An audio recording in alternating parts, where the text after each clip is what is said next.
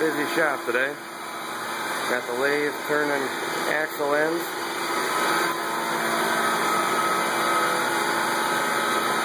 Bandsaw cutting blanks.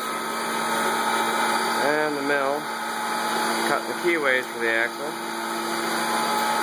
And slinging coolant all over the shop.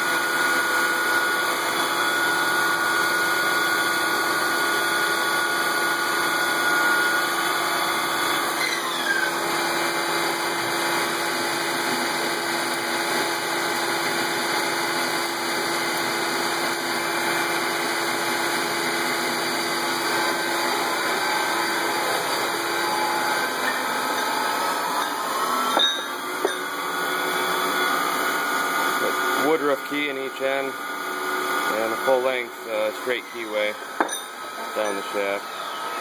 It's a blank before the keys are cut, and those are the wheels that are going on them.